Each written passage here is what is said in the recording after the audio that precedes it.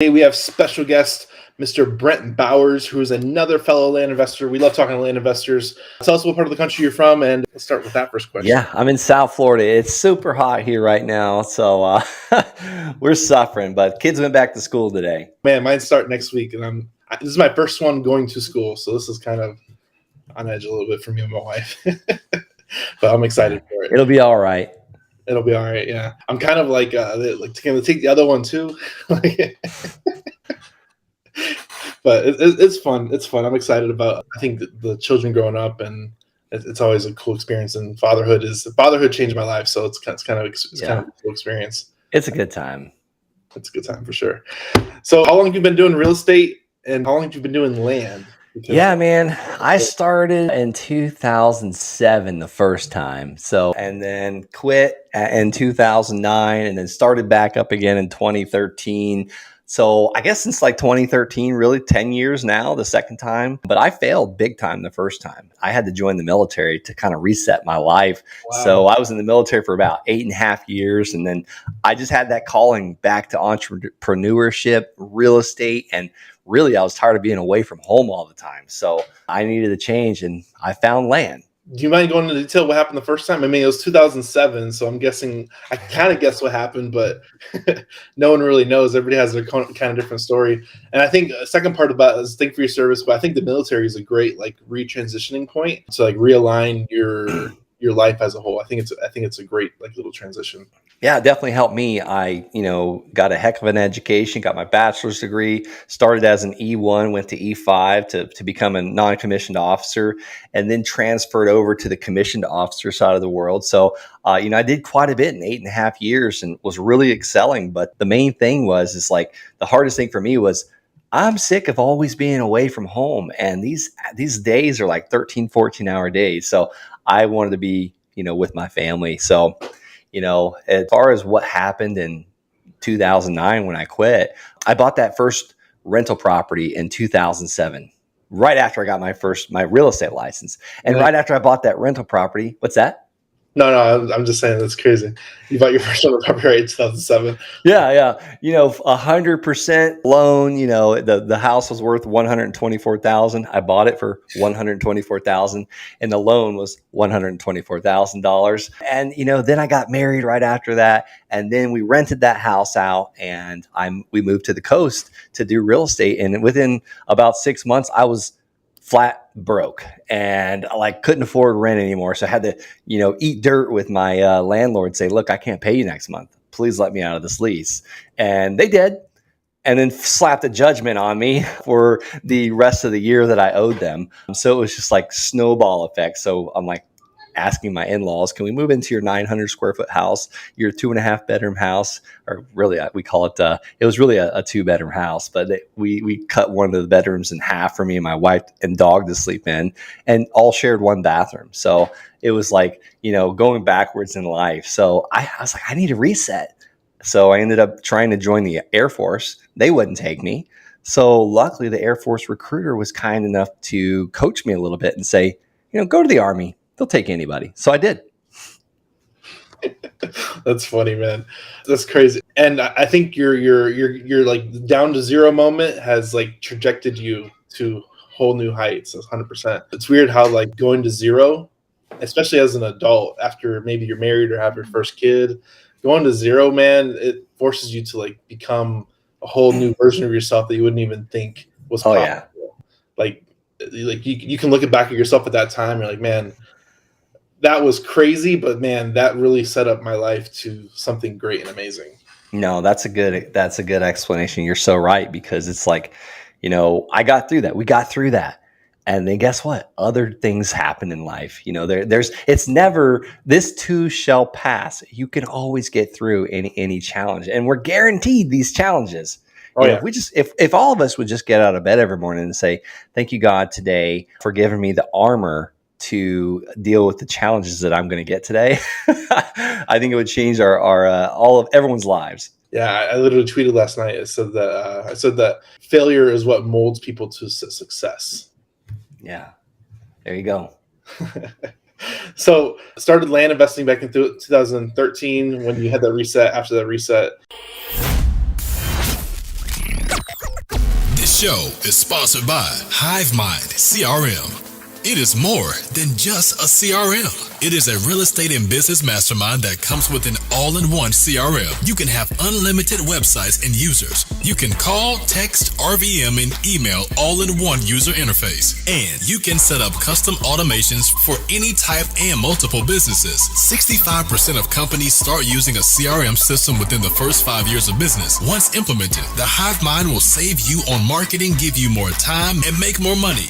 One of our users had his first $100,000 month using our system in June. We want to see you automate and accelerate your business. Text us at 210-972-1842 for future meetings, and of course to get our $1 course on how to make more than 6 figures on one land deal. You can schedule your free demo today at hivemindcrm.io. What is like a lot of people like don't invest in land because it doesn't cash flow and it doesn't do all these things. Like I love that. I tell people this all the time. This is my quote: is like a lot of people don't invest in land because it doesn't cash flow, and I say I like it because it doesn't cash flow. Yeah. It's like it creates its own motivation. Yeah, that's a huge myth. And that's why there's virtually no competition in this business. I actually started in 2013. I got back into houses. I started buying rentals, and then I started wholesaling houses to pay for college classes and also get out of debt from those rentals. And then when it was nice until it stopped working, the wholesaling houses, because I moved to Colorado Springs, me and my family, or me and my wife at the time, we didn't have kids yet.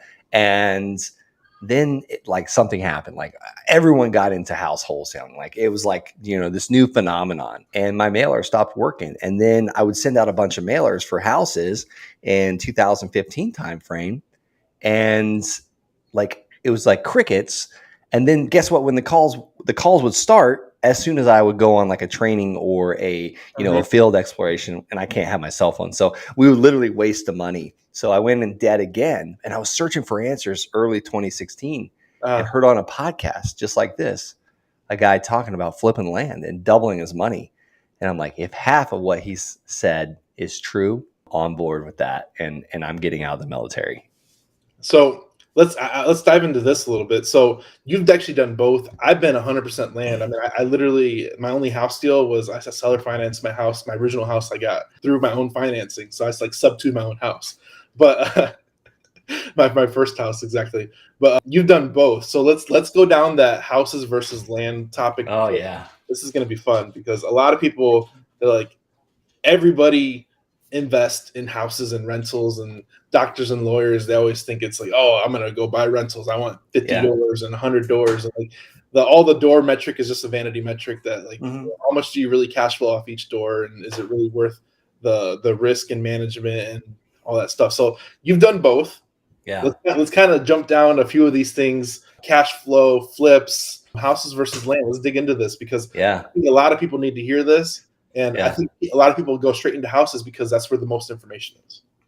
Yeah, and that's what's glamorized. We got HGTV and all these things. And I'll tell you, I got caught up in that house flipping too because it was like sexy and I wanted to build my ego. And I had just got out of the military too, so I had a lot of time. And the land was actually supporting all of this, looking back at financials and balance sheets and, listening to a smart accountant. So, and I didn't always have that, but going to, houses versus land, I still have a lot of these rentals and I can't sell them because if I do, I'll get hit so hard with taxes because I've been doing what's called cost segregation and depreciation on this. So it's like I'm kicking the tax burden down the road. The only thing I could do is sell these things. If I did sell them, I need to buy a bigger, more expensive property and hopefully bring in more cash flow. But we basically break even on our houses until something breaks. Then we lose money. But I've got one house and the rent's like $1,000 a month. The mortgage is $700. Pretty good, right? 7, 8, 9, 10. Everyone's like, oh, I got $300 a month cash flow. I'm doing really well. No, you're actually sucking because in this one house, unless the house is brand new, then you probably got about 10 years and you're good. But like houses are like apples. The second they touch the ground, they hit the ground, something eats them or they rot. So that's why the government gives us these incentives, the IRS, to depreciate these properties. But in the last 45 days on one of these rental properties, the one I'm getting $1,000 a month for, I pay $700 a month for the mortgage. I got like a 3% interest rate. Great, right? Really good. Well, there's a property manager and she keeps 100 of that. So really I'm only cash flowing 200. Well, in the last 45 days, the furnace went out. I'm sorry. Then this was, I shouldn't say the furnace went out. The air conditioner went out. The sewer line messed up and clogged and we had to replace that. That sewer line was $7,500. The furnace, or I'm sorry, the air conditioner was $5,500. And also we had to put gutters on the house too, because the house was starting to settle because the water was running back. We call that a negative grade. So this house, if nothing ever breaks again, I might start getting a positive cash flow in about 8.5 years. Awesome. That's terrible. Sounds amazing. So one thing that I love about like the house land conversation is that like when you buy land, you're literally buying it at the bottom. Like everybody's like, oh, you like in stocks, you didn't buy at the bottom. Yeah. I bought it at the bottom. I bought it at the bottom. Land, you buy at the bottom every time. Yeah. It can only be improved. So let's go down the land game. All right, you want to hear a land deal? One we just recently did, and I love that you're a land investor too, Daniel. I'm in good company. There's not a lot of the smart guys. I'm just kidding. There's not a lot of guys like that out there. But I mean, the reason why I'm in land is because I'm just a simple dude. Like, I don't like all the moving parts. Like, I was in the Army. We're knuckle draggers. You know, I wasn't smart enough to go in the Air Force. But let's compare a land deal that I did recently. I bought it for $40,000, and it took a little while to buy this parcel of land because the seller, his husband died, so they were going through probate. So what did that give me? It gave me 6 months to find my buyer. So we're advertising for a buyer. The seller's cool with it because we told her we were going to do it, or we asked her if it was okay. What's that? That sounds terrible. 6 months to find a buyer? Yeah. I don't know if 6 months. We did. We found one for $90,000 because that's what we were advertising it for. And we were offering $5,000 down and a monthly payment of $946 a month. So where did I get the $40,000 to buy the land? Well, my mother-in-law's got some cash that she's not earning any interest on. So she wanted to earn some interest and have her funds secured by land at less than 60 cents on the dollar. So she's safe. So we never touched her money. She wired it to the title insurance company. We got her a lender's insurance policy. She's in the first lien holder position. So if I don't pay her, she takes the land and the buyer. And that would be an awkward Thanksgiving dinner this year. But we have the buyer at $90,000. We get $5,000 down at the day we close on it. So I made money immediate with land. Immediately, was profitable. Immediately, I was profitable. And I'll be profitable forever. So my mother-in-law's payment is $800 a month at 9% interest, and she'll be paid off in 5 years, 60 months. My buyer's paying me for a little over 13.9 years. So the difference of $946 a month and $800 is only $146 a month. So all the house guys have said, see, I get $300 a month net. You're only getting $146, you loser. Well, nothing's going to break on that land for 5 years because there's nothing to break. And I'm keeping the difference of that for 5 years, 60 months. That's like almost $7,000 or something like that.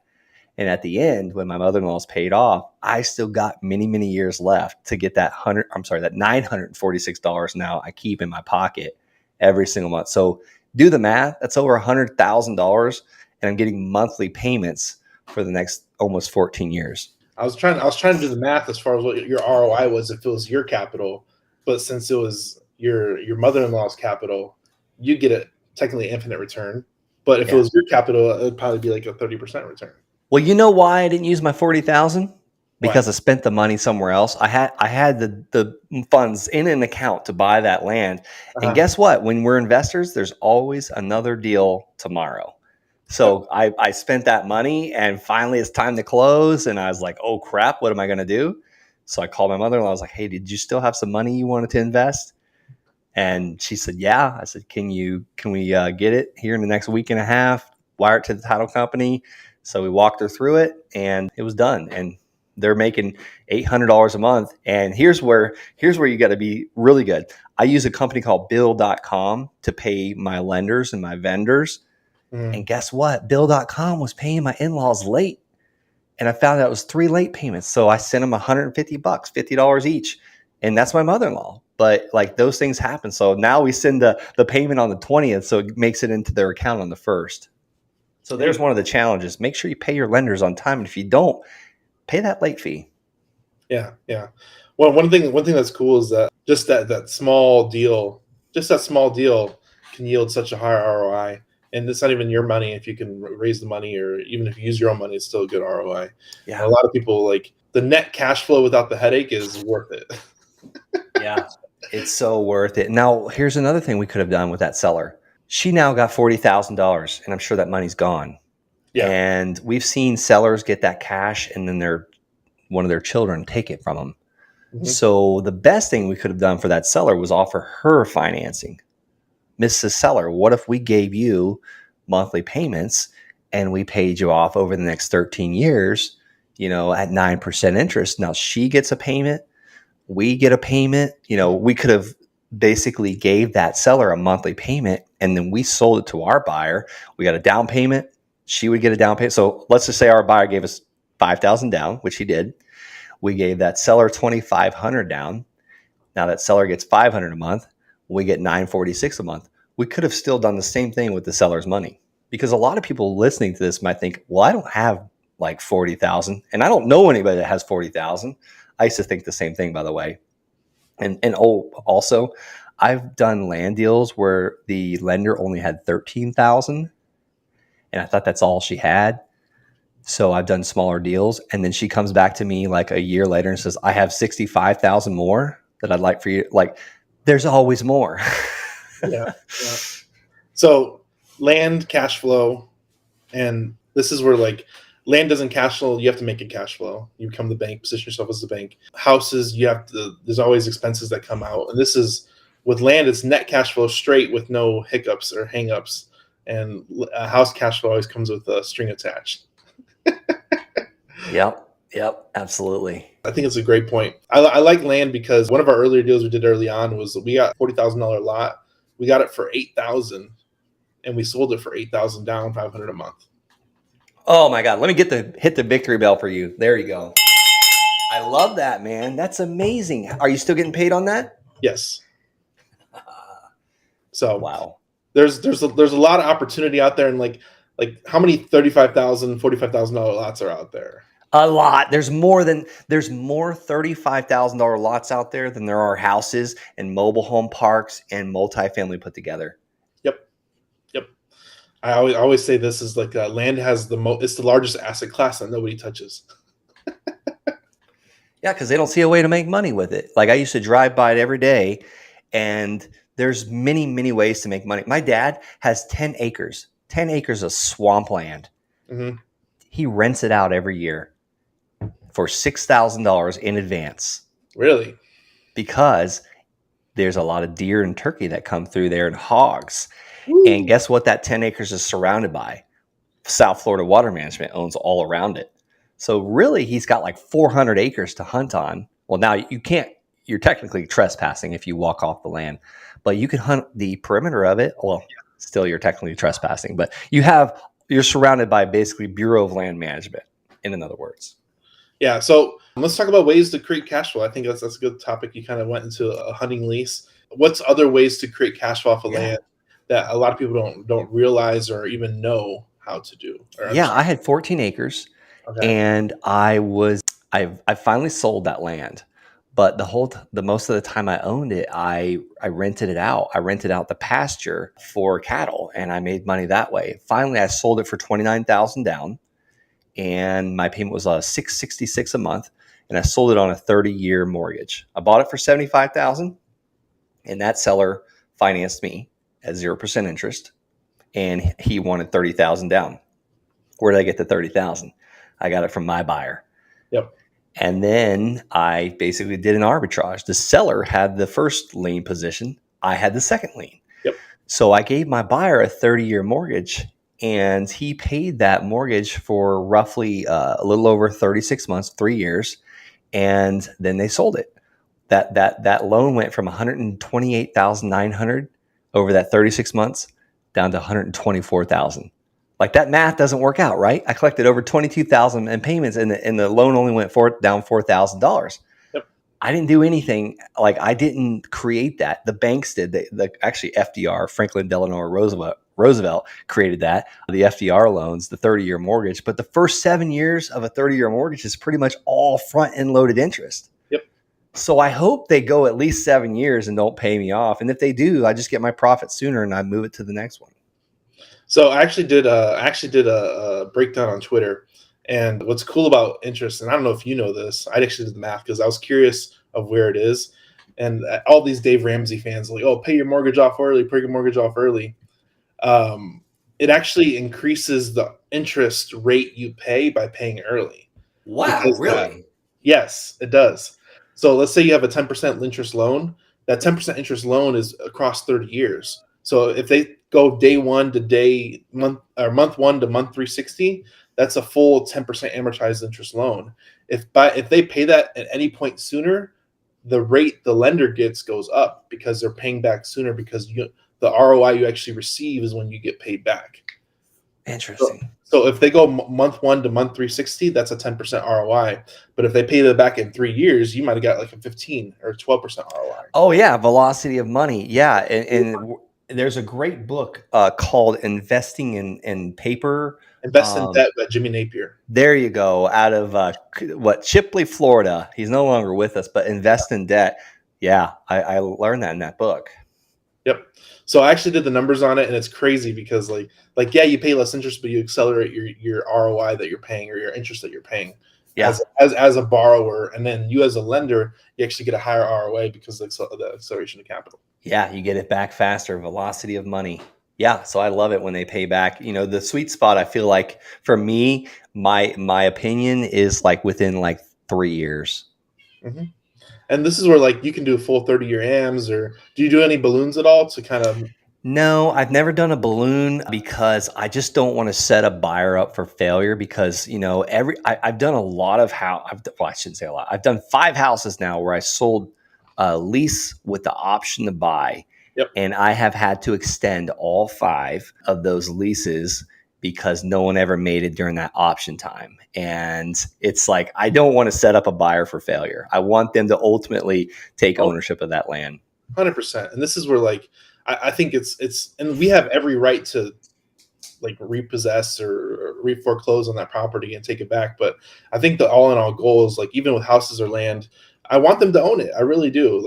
My position in the marketplace is I'm providing unobtainable land, and I'm offering seller financing to make it ease, but I do want them to own it. I don't want to take it back if I don't have to. I want them to own it. And there's another deal that you can get tomorrow. You don't need this land back. If anything, I have too much land right now. I've got my office going through our list because we bought a bunch of land. We got a little crazy with it, and we were in between sales guys, and now we're not sure if this one was sold or this parcel was sold because our Excel document got messed up. But we're about to unload a bunch of land because we've been sitting on it for a while. So if anything, I have too much inventory. So I don't want to take this stuff back. If they're paying $300 a month and they get behind, if $150 a month is better for them, we will we'll do a loan modification, no charge, and put that amount they owe on the back end and reset it. Because at the end of the day, I want to keep those payers paying and happy. Those are my customers. Those are I'm doing air quotes. Those are my residents or my tenants. Yeah. And it's different with land, but yeah, you want them to own it. And for whatever reason, they wanted to buy it and they put the down payment down. Let's keep them in the property and keep them paying. And I think it's cool that you do loan mods with them if they need to restructure the loan. Because I think a lot of people are sharks. I'm playing on words. They're sharks in this I love it. Game. See that? They're sharks in the business game, and you really don't have to be. There's so much opportunity out there, and there's always another, like I said, there's always another opportunity for another deal. And I think us in the land game, we know how much opportunity there is, so we're not necessarily stuck on that one deal. Whereas house people are I need to make money on this deal, or else I'm never going to do deal speed again. And it's just always the doom and gloom of houses. Yeah. Yep, absolutely. And I found that if you treat every person you're dealing with and negotiating with and doing business with or talking to like they are someone else's entire world, it changes everything. Yeah. Just knowing that person they mean the world to someone else. So like, just treat them like that. So let's talk about a little bit what markets are you in? What markets are you buying? You're buying and hold. Where can people, if they want to buy land, where can they go? Yeah. Let's talk about that. Yeah, so right now I'm really heavily in Florida. I just fell into Utah on accident. I've got a Utah deal going on right now. I started this in Colorado when I was stationed at Fort Carson, Colorado, and Colorado Springs. Then moved to Florida because that's where my dad was. Old pops, he's turning 61 years old tomorrow. I mean, he's done about 50 land deals. Awesome. He's done manual labor his entire life. Like, land is the best investment strategy. It's the lowest barrier of entry. It's not like buying houses and God forbid all the world goes to heck. Land is not going anywhere. Like, you can farm it, you can ranch, or you can put cows on it, you can live on it, you can build on it, you can dig the dirt out of it and create a pond and put fish in it. Like, there's so many things you can do with it. But as far as the places, I'm really heavily invested in Florida. And how can people find land for sale right now? There's a plethora of websites out there. We got like land.com, land watch. Heck, you can go on my website, vacantlandofthefree.com, which I need to update. But I'm now using real estate agents to sell all of our land. I'm done selling it myself. That's a lot of work, a lot of work. And I can't believe, like, sometimes I think I'm so dumb. It took me years to figure out I just need to go a little bit more expensive land so these real estate agents will sell it. If they don't go out there and hunt and kill, they don't eat. Yep. So I was able to get rid of, which I will say, I was able to get rid of a couple virtual assistants that were just dead weight on my team. And I no longer have to employ a full-time salesperson. So my team has shrank. We rented out the office. We now all work from home, and I've got a very small team. But as far as how to find land for sale, you want to get down into the mechanical details, like the step-by-step. Yeah, I mean, I was more of like what you had for sale and like how you're moving your inventory, but we can go down to like how you market if you're still direct mail, because I don't know, but let's talk about how you market. 100%. Do I do direct mail? I'll tell you what, it's the best marketing strategy I've ever found. I send out what I call LOLs, land offer letters, or we call them laugh out loud, because we just got a smoking hot land deal. If anybody wants a copy of that, I've been triple split testing this land offer letter against postcards, against like things that look like checks, and these LOLs are outperforming the other two put together. Go to the landsharks.com/LOL, and I'm going to ask you for a little bit of information, and then we will email it over to you. That's the landsharks.com/LOL. or land offer letter. But that's what we're sending to people to buy their land. These things come back signed. How do I find the areas I want to invest in? I just go on Zillow and Redfin and I see where the land's selling. And and then I use PropStream to pull a list of those landowners, and I send them out an offer letter. On accident. No, and a lot of people, like, you might overcomplicate that. And I'm really glad your dad's doing this too. That's amazing. My dad worked construction for 30 years. He recently passed, but it's one of those things where, like, I hope I was getting into real estate. But I'm sorry to hear that. Yeah, it's cool, man. I think I had interviewed a guy not last episode, but I interviewed a guy recently, like last week, that he hired his dad, and his dad works in his operations now. So I'm like, it's really cool to kind of get back to your family and bring a little nepotism into business. Why not? Yeah, absolutely. Nepotism. I learned what that meant on The Office. Like, I was like, I'm learning new words here watching this TV show. Nepotism. No, it's awesome. So tell me a little bit about, like, so you're doing your LOL offer. Is that 100% your marketing strategy, that you only do that? Now, I'll send some postcards too. My dad likes the postcards a lot more because it doesn't take the work up front. So the land offer letter is a little work up front, but not as much in the back. Marketing is what we call detracting the people that we don't want to speak to, and attracting the people we want to speak to. What do I mean by that? Like, I don't want to talk to the people that want a big bag of money for their land. Yep. I do want to talk to people that are like, well, he sent us this offer, seems a little low, but what the heck? We'll take it. Sign it, send it back. Like, I don't want to have to be having phone calls. Like, I just bought a piece of land over email. I should say over email. He received one of our land offer letters here in Vero Beach, Florida. Like, this expensive land out here. And we ended up buying it for $15,000, sold it really quickly for $30,000. I had 6 weeks 6 weeks to find my buyer. And I actually didn't make that 6 week mark because it was during the summertime. It's a little slower in Florida out here. But I was like, what the heck? I'll buy it. It's 15,000. And we sold it about a week and a half later for 30,000, or went under contract, I should say. I get paid, I think, in a couple of weeks, I don't know, a week or so on that land deal. But I never spoke to that seller. It was only via email. He sent it back via email, which is like, I can't believe I used to have conversations with these house sellers, like have to talk to them multiple times, go sit on their couch, throw my shoes away when I left because I just walked through, dog poop or something like that in their carpet in their living room, and the ceiling's like hanging down, like I'm breathing in this mold and stuff, and it's like I'm just doing this from the comfort of my own home, buying this land. This is a lot easier. It's like buying stocks, but it's tangible. It's just an underpaid therapist sometimes too. Oh my gosh. I was definitely a therapist when I was trying to buy people's houses at discounts. And you gotta imagine, like, they raised their family in this house for like 18 years and they bought it and they never painted it or replaced the carpets. But they're always told like their house is the biggest investment. Well, what do investments do? They're supposed to go up in value, right? So they should earn, more than what they paid for that house 25 years ago, right? Yeah, the house game. I hope everybody ever listens to this episode, because like I always try to tell people about houses. I mean, about land, and people just look at me sideways and like, oh, you probably invest in desert squares. I'm like, yeah, no, we don't. And I try and stay away from the desert. I'm looking for where people want to be, valuable land that people own, that doesn't generate money. It's just paying a tax burden, and they're ready to get rid of it, and it's no negotiation. Yeah. And there's nothing wrong with desert squares. I bought a bunch of them and we sold a lot of them. We bought like 120 of those things for like $300 a month and sold most of them, and keyword most of them. I got tired of selling them for about $4,400 each. And I still have about 20 of those left. If anybody wants some land in Apache, Arizona, call me. I'll make you a smoking hot deal.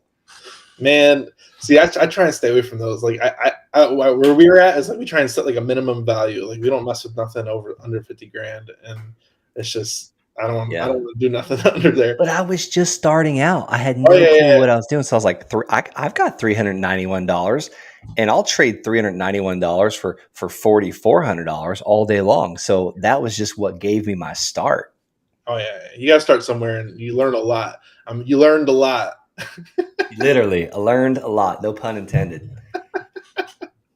That's so funny. Where can people find you online? I really appreciate you coming on this episode and providing some land house education here, and hopefully people at least endeavor and dip their toes into the land game, because it's one of those things that I think a lot of people that they get stuck in their little rut. Like there's house flippers that have been doing houses for 20 years and they do 200 house flips a year, and like they don't even look at any other opportunity. I think it's kind of pointless, but I think you should keep your eyes open for other opportunity that may be less work and less effort. Yeah. They're too busy flipping houses and making sure the contractors aren't stealing stuff and getting ripped off, and they got to watch the security cameras at nighttime. It got so bad we had to put cameras on the houses and security systems. I was like, this is nuts. Like, no way. But as far as where can people find me, I'm all over, the socials. Brent L.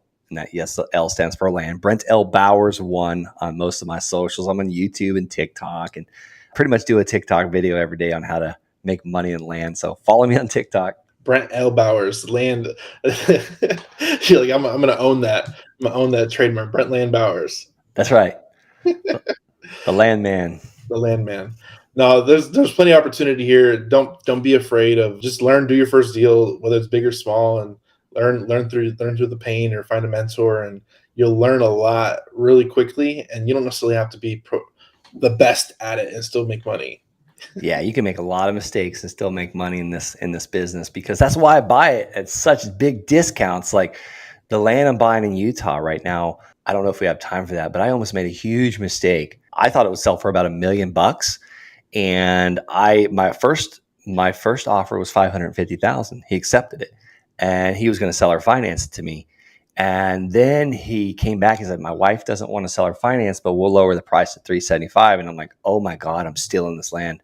I felt bad. I was like, what do I do?